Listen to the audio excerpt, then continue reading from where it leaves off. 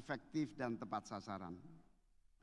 Kita juga ingin paradigma pemberdayaan ini mampu memastikan mesin-mesin pemerintahan kita untuk tidak lagi bercerai-berai, tetapi saling bertaut untuk menyalakan harapan masyarakat. Salah satunya, Presiden Republik Indonesia mengeluarkan Inpres nomor 8 tahun 2025 dengan target 0% kemiskinan ekstrim tahun 2026 dan 5% maksimum kemiskinan pada 2029. Ini peringatan kepada kita semua, target ini dibuat agar kerjanya betul-betul terarah dan sesuai dengan yang menjadi tujuan kita. Dan menjadi penyemangat setiap periode kepemimpinan pemerintahan selalu target yang ditetapkan tidak pernah tercapai. Saya mohon dukungan semua para menteri, dukungan semua kementerian lembaga yang hadir dan yang mendengarkan pemerintah daerah. Mari kita kolaborasi, 2026 harus 0% kemiskinan ekstrim, 2029 5% maksimum kemiskinan. Alhamdulillah data sudah menunjukkan tanda-tanda berhasil. Kemiskinan turun, kemiskinan ekstrim turun sangat signifikan. Datanya ada. Data sekedar data. Yang paling penting adalah agar data ini tertindaklanjuti melalui program-program yang mampu menyerap tenaga kerja, yang memberikan peluang untuk seluruh sektor naik kelas, berdaya naik kelas. Kemudian yang paling penting adalah memberi ruang pelaku usaha untuk tumbuh secara adil dan memberi kesempatan ekosistem yang lebih memungkinkan untuk berkembang dan naik kelas. Bapak Ibu sekalian, kolaborasi ini menjadi penting karena efektivitas seluruh program-program kita alhamdulillah setahun ini mulai terasa. Tinggal memasuki tahun kedua ini semua pola yang sudah kita siapkan benar-benar dilaksanakan dengan sungguh-sungguh sehingga Rp1 yang kita keluarkan dari APBN ini benar-benar punya dampak efektif untuk mewujudkan kemandirian masyarakat kita. Bapak Ibu sekalian, cara berpikir dan cara kerja kita juga akan terus berubah. Pemberdayaan menjadi motor yang sangat penting bagi agar kita benar-benar bisa mandiri.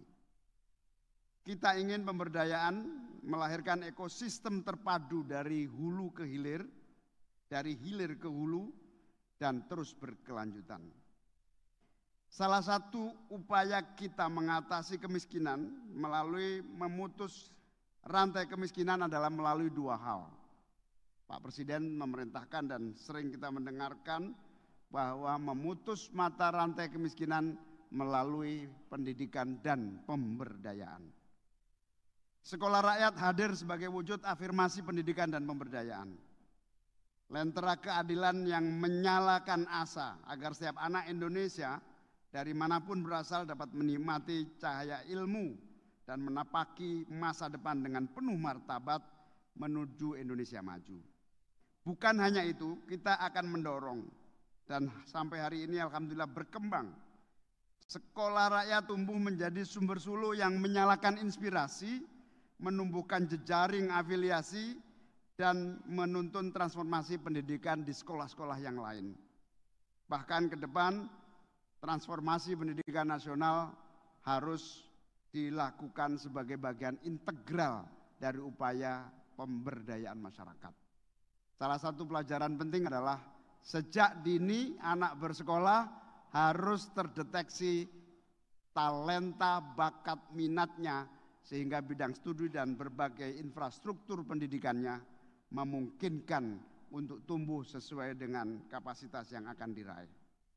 Bapak Ibu sekalian, Koperasi Desa Merah Putih hadir membangkitkan ekonomi desa yang sangat nyata lesu adanya. Kita tahu bahwa berbagai upaya membangun desa telah kita lakukan. Ada kalanya yang tumbuh dan kemudian berkembang, ada kalanya tetap lesu dan tidak memiliki energi untuk menjadi kekuatan ekonomi desa. Kita mengerti betul retail raksasa yang masuk ke kampung-kampung kita, bahkan membunuh ekonomi rakyat, termasuk membunuh para pelaku UMKM. Terus terang, raksasa gurita itu bernama Indomaret dan Alfamart yang betul-betul membawa ancaman dan bahaya bagi tumbuhnya usaha kecil dan menengah kita. Tepuk tangan untuk para bupati, bupati banyak yang sangat khawatir dan kemudian banyak bupati membuat perda-perda untuk mengantisipasi gurita yang begitu kuat. Dari hilir ke hulu, produsen sampai ke distribusinya menjadi satu titik. Sehingga pemerintah daerah kewalahan. Bupati-bupati banyak yang membuat peraturan yang sangat memungkinkan untuk menghadapi gurita besar yang merepotkan UMKM kita.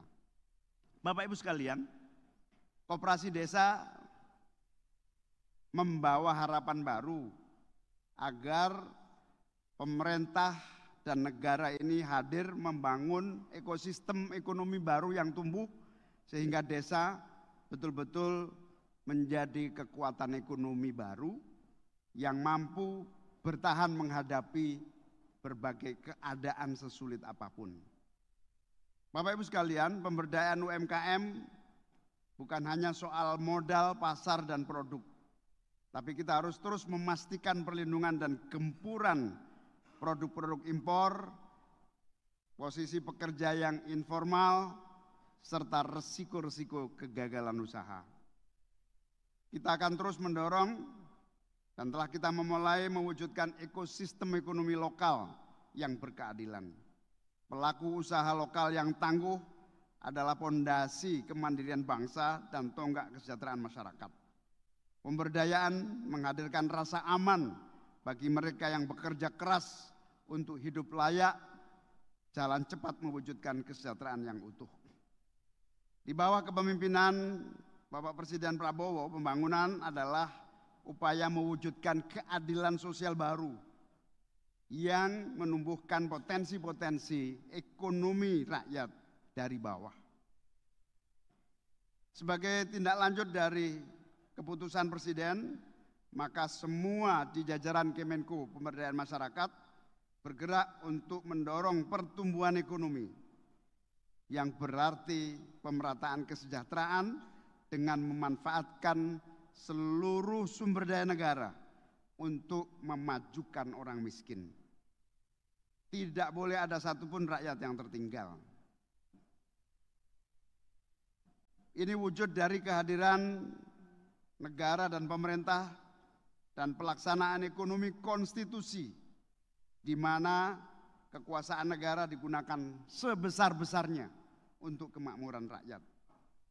Dalam kerangka ini pemberdayaan masyarakat dan pengentasan kemiskinan bukan sekedar program tapi kewajiban konstitusional. Kementerian dan lembaga serta pemerintah daerah harus terus bersinergi agar pemberdayaan maksimal, pemberdayaan masyarakat dengan memaksimalkan anggaran yang ada. Dengan keterbatasan anggaran, kita terus memutus mata rantai kemiskinan yang ada. Hari ini 508 triliun, idealnya dengan efisiensi, dengan merubah orientasi, menggeser bansos-bansos yang tidak tepat sasaran, kita bisa yakin tahun kedua ini 1.000 triliun akan menjadi bagian dari program pemberdayaan masyarakat. Bapak Ibu sekalian, selama setahun ini hambatan-hambatan bisa kita urai dan paradigma pemberdayaan telah menjadi cara kerja baru. Sekitar 8,4 juta keluarga miskin dan rentan miskin mendapatkan perlindungan sosial langsung. 1,3 juta keluarga miskin menerima BLT dana desa. 96 juta lebih masyarakat merasakan layanan berobat gratis melalui BPJS. Bahkan sudah tidak ada lagi alasan orang miskin tidak boleh berobat. Orang miskin tidak boleh sakit. Hari ini semua boleh berobat dan boleh sehat karena 96 juta sudah ditanggung oleh negara dan Dirut BPJS Pak Gufron sudah dapat tambahan 20 triliun untuk itu.